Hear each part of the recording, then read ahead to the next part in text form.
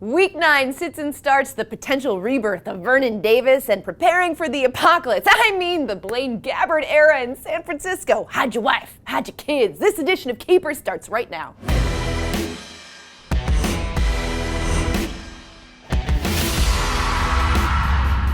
Hey guys, I'm Susanna Collins. Welcome to Week 9 of Keepers. That's right, we have reached the midway point of the season, and in the words of one John Bon Jovi, oh, we're halfway there. Oh, living on a prayer. Amen, JBJ. Hey, here are my Week 9 sits and starts.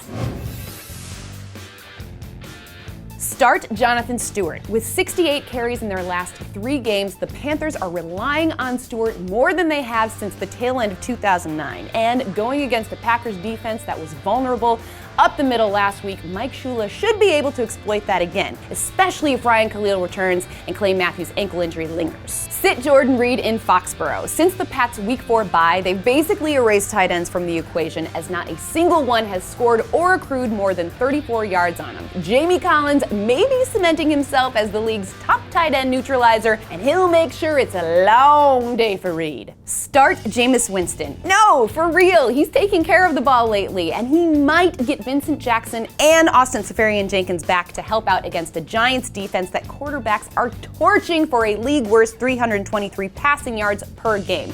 And it extends well beyond just this last Saints game or Prince Amukamara missing the last 3 games, though Winston being able to pick on Jaron Hosley would help. Sit Chris Ivory. He still doesn't look completely right with his hamstring problem, and running behind a potentially mangoldless O-line versus a surprisingly stingy Jags run D that won't hesitate to drop an 8th and 9th man in the box against whatever injured quarterback the Jets decide to play. Forget about it. Start the Falcons defense out in Santa Clara. Giddy up, the Blaine Gabbert era in San Fran is kicking off, and let's all be honest with ourselves here. Old Blaney would get skittish with euphorically happy feet even if he had the Great Wall of China protecting him.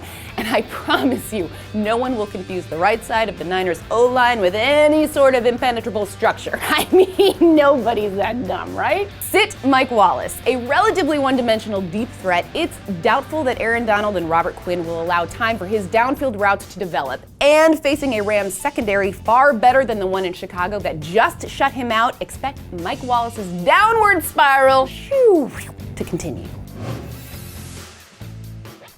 Buy low on Vernon Davis. He was wasting away, hadn't even scored since week 1 of last year, but should now be on cloud 9 with this change of scenery. Moving on to catching passes from even a diminished Peyton Manning will do wonders for him, as he'll fill the void that's been missing since losing Julius Thomas. Sell high on Marcus Colston.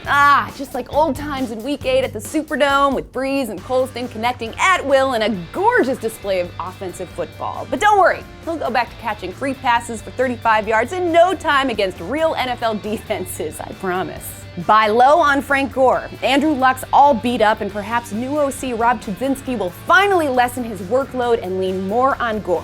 Plus, for what it's worth, the two of them go way back, with Chud having coordinated the offense at the U during Gore's time in Coral Gables. So hey, he's got that going for him. Sell high on Ben Watson. And to think he was available for free in most leagues just 2 weeks ago. Good on you if you picked him up. He'll either be a solid play for you the rest of the season, or you can take advantage of his huge spike in production and flip him before he goes from otherworldly to merely good. Man, it's too bad the Saints can't face the Giants every week.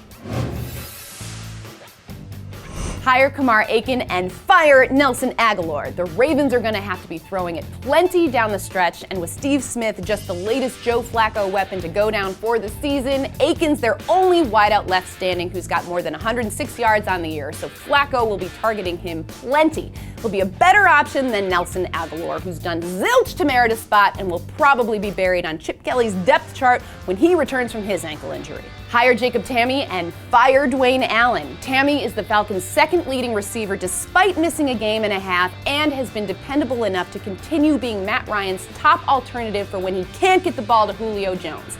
As for Allen, he hasn't even topped 25 yards in a game on the season, and is now behind Griff Whalen in the aerial pecking order in Indy, and when that happens, it is time to go.